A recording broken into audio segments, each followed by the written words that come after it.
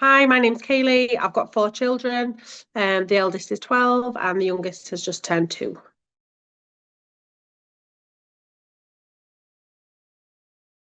Well, my youngest was born prematurely, so he went straight to the NICU. So we had a different experience with him. He was the one that was born in Bradford. So that was kind of a whole different experience. I was having routine scans for growth, and then we went in, and the sonographer was like, he's not doing well. He needs to come out now. So yeah, he was out within an hour and a half. We ended up staying in the NICU and then this special care at Airedale till for about a month, just under a month. So I had an emergency C-section with my eldest, emergency C-section with my second. I had a vaginal delivery with my third, an assisted delivery, and then my youngest had a crash C-section or emergency C-section. So I think certainly with my eldest, I think they induced too soon. I think my body wasn't ready, and I think that with interventions come, it often ends that way. Learning to advocate for myself is something that was a skill that I had to develop, and that kind of yes, you've this is your, this is what you've suggested, but actually saying no to that and the impact of that and the energy that consumes. Yeah, that was it's certainly part of my journey, to be fair.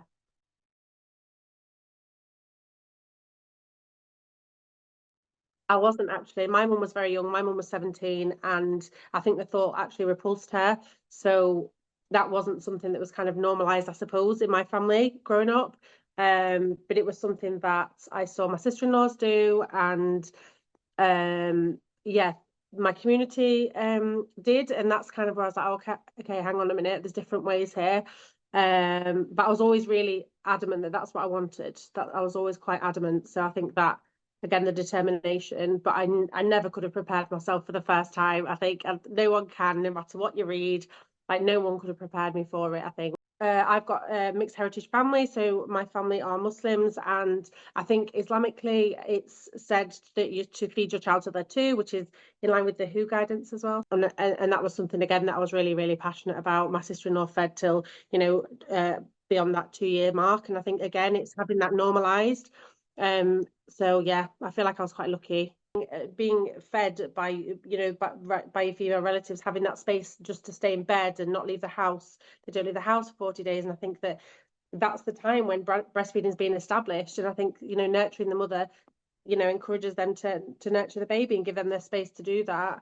Because I think my head was like, no, you need to carry on and you need to do this and you need to do that. But actually the culture was telling me slow down, slow down. I didn't have to cook a meal, I didn't have to make sure tea was there.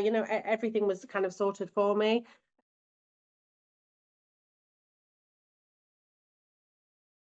So I think his first latch, he was about a week old.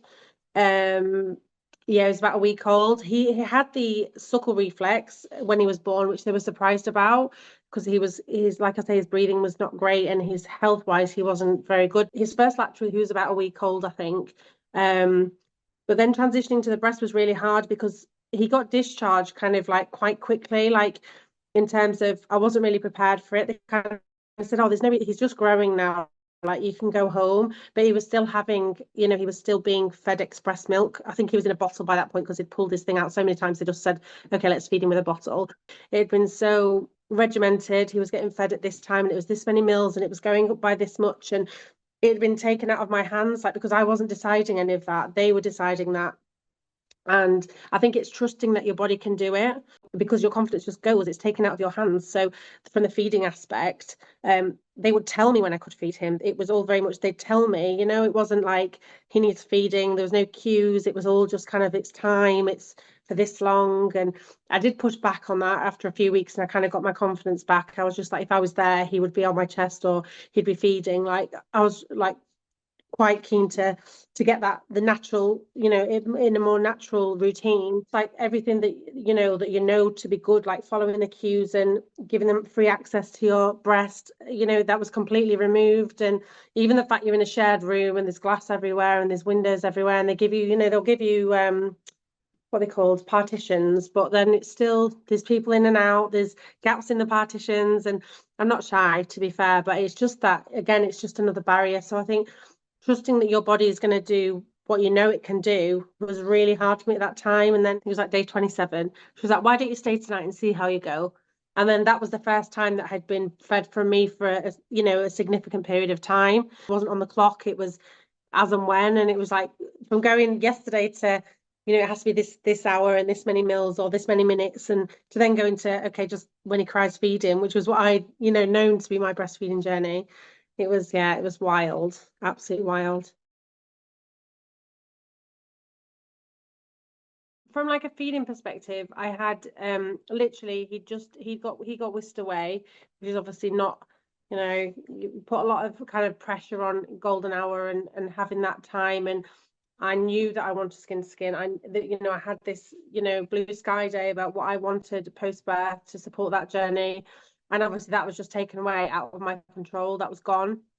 But I have to say, within half an hour of him going, there was a lady next to my bed that was helping, get colostrum, and she kind of handheld me because obviously I was in shock. My body went into shock because although that first time that I harvested the colostrum at the bedside in the recovery room, there was plenty, lots she was like, yeah, this is going to go really well. But the shock and the trauma of that delivery, the next time she came to me, which was a few hours later, it was gone.